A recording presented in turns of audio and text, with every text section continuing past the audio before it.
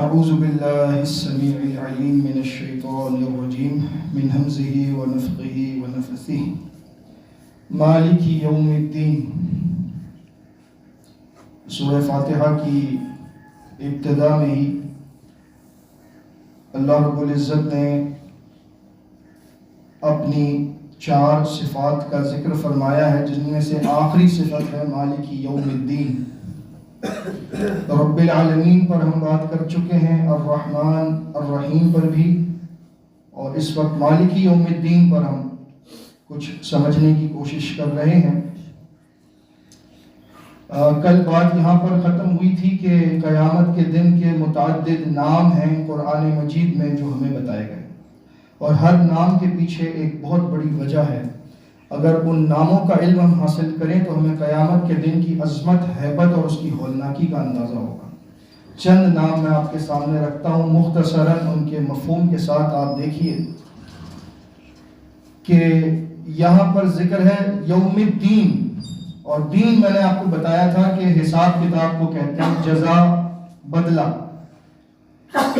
یعنی کہ قیامت کا دن وہ دن ہوگا جب اللہ رب العزت اپنے بندے کے نامہ اعمال کو اس کے سامنے رکھ کر اس سے کہے گا کفا بنفسک اليوم علیک حسیبا، آج ہمیں ضرورت نہیں ہے، تو خود اپنے حساب کتاب کے لیے کافی ہے۔ یعنی اگر جو نامہ اعمال میں کچھ لکھا ہے تیرے سامنے، اس میں کوئی تجھ پر ظلم اور زیادتی ہوا ہے تو بتا، لیکن وہ بندہ اعتراف کر لے گا کہ اس میں جو کچھ لکھا ہے، ما لہذا الکتاب لا یغادر صغیرۃ ولا کبیرۃ الا احصاها، نہ چھوٹے گناہ کو چھوڑا ہے نہ بڑے گناہ کو چھوڑا ہے، اس میں تو سب کچھ لکھا ہے، اور اس میں وہ کچھ لکھا ہے جو میں نے کیا ہے، میں اس سے مکر نہیں سکتا، اس کا انکار نہیں کر سکتا۔ تو ایسا حساب اور کتاب ہے۔ تو سوچئے کہ اس دن کی ہولناکی کیا ہوگی۔ وما ادراک ما یوم الدین، اللہ رب العزت نے سورہ انفطار میں پوچھا آپ کو کیا معلوم کہ یوم الدین کیا ہے؟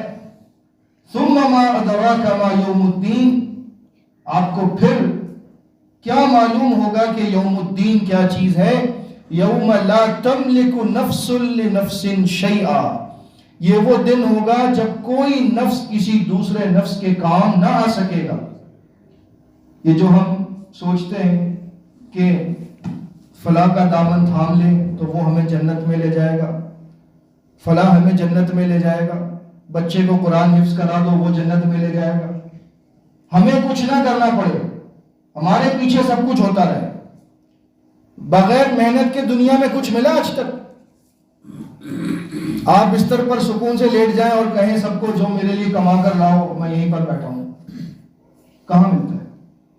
جب اس دنیا میں ایسا نہیں ہوتا، آپ کو خود کرنا پڑتا ہے، تو قیامت کے دن کیسے خود ہو جائے گا؟ نماز میں نہ پڑھوں، قرآن میں نہ پڑھوں، نیکی کے کام میں نہ کروں، بس میں مر جاؤں تو پیچھے دیگے چڑھاتے رہیں، چڑھاوے چڑھاتے رہیں، میرے پیچھے دعائیں مانگتے رہیں اور مجھے جنت مل جائے، ایسے نہیں ہے۔ اللہ کے نبی صلی اللہ علیہ وسلم نے فاطمہ رضی اللہ تعالیٰ عنہ سے فرمایا، اپنی لگتے جگر سے، اپنی پیاری بیٹی سے، جنتی عورتوں کی سردار سے، صحیح بخاری کی حدیث ہے، یا فاطمہ بنت محمد، یا فاطمہ بنت محمد سلینی من مالی ما شئتی، اے فاطمہ محمد کی بیٹی صلی اللہ علیہ وسلم، تجھے دنیا میں مجھ سے جو فائدہ اٹھانا ہے اٹھا لے، لا املک لکی من اللہ شیئا، لیکن اگر اللہ کے قانون کو توڑا تو میں اللہ کے پاس تجھے نہیں بچا سکوں گا۔ تو یہ ہے یوم لا تملک نفس لنفس شیئا، کوئی کسی کے کام نہیں آئے گا، والامر یومئذ للہ، حکم صرف اللہ اکیلے کا ہوگا، جس کو چاہے جنت میں بھیج دے، جس کو چاہے جہنم میں بھیج دے، لیکن وہ ظلم نہیں کرے گا، بندے کے نامہ اعمال کو سامنے رکھ کر کہے گا خود اپنا فیصلہ کر لے، تو کہاں جانے کے قابل ہے۔ پھر فرمایا، قرآن مجید کا ایک نام سورہ تغابن میں دیا، یوم یجمعکم لیوم الجمع ذالک یوم التغابن، وہ تمہیں جمع کرے گا اس دن کہ جس کا نام ہی یوم الجمع ہے، یعنی جمع کرنے کا دن، سب کو نکال کر قبروں سے نکالے گا، جو جس حال میں ہوگا، کسی کو کوئی سمندر میں ڈوب کر مرا، اس کی بھی جسم کو دوبارہ زندہ کیا جائے گا. کسی کو شیر نے چیر پھاڑ کر کے کھا لیا اس کو بھی نکالا جائے گا. قبر میں مدفون ہے اس کو بھی نکالا جائے گا. جس کی چتا کو آگ لگا دی گئی اس کو بھی نکالا جائے گا. کوئی بچ کر نہیں بھاگ سکتا. یقول الانسان یومئذ این المفر. انسان کہے گا آج کہیں بھاگ کر جانے کی جگہ ہے؟ کلا لا وزر. نہیں کوئی جگہ نہیں. الی ربک یومئذ المستقر. آج تیرا ٹھکانہ رب کے سامنے ہے. ذالک یوم التغابن. یہ آپس میں جیتنے اور ہارنے کا دن ہوگا.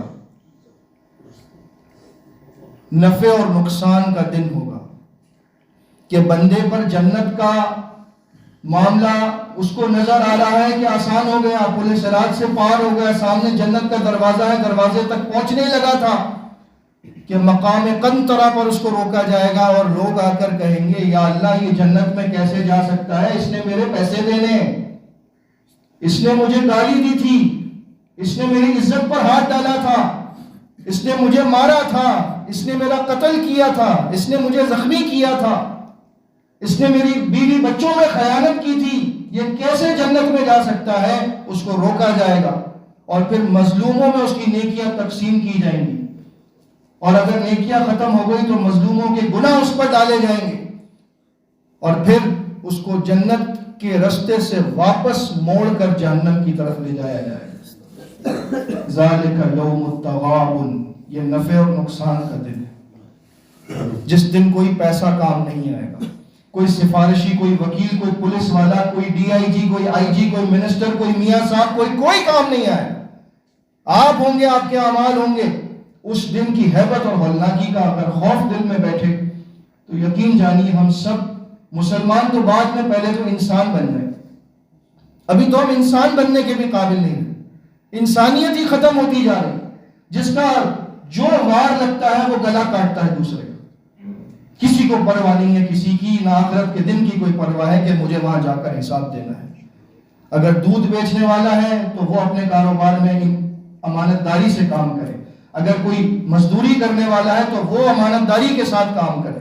اگر کسی سے لین دین ہے تو دنیا میں اس کو اچھے طریقے سے حل کریں. کسی کو ناراض کیا ہے تو اس کو منائیں, رشتہ داریوں کو ملائیں. اگر کسی سے لڑائی ہے تو صلح کریں. کچھ نہیں پتا کب زندگی کی آخری سانس ہو اور قیامت ہمارے سامنے آ کر کھڑی ہو جائے. لہذا نام تو قیامت کے دن کے بہت سارے ہیں, لیکن جن میں چند ناموں کے اندر میں نے جو بہتر سمجھا آپ کے سامنے رکھا ہے. اس دن کے خوف کو اپنے دل میں جگہ دیں اور یہ سوچ کر اللہ سے دعا کریں, مالک یوم الدین, اے رب تو اس دن کا مالک ہے, اس دن تو ہمیں اپنے عذاب سے بچا دے. آمین. کل انشاءاللہ ایاک نعبد و ایاک نستعین پر بات کریں گے. استغفر اللہ.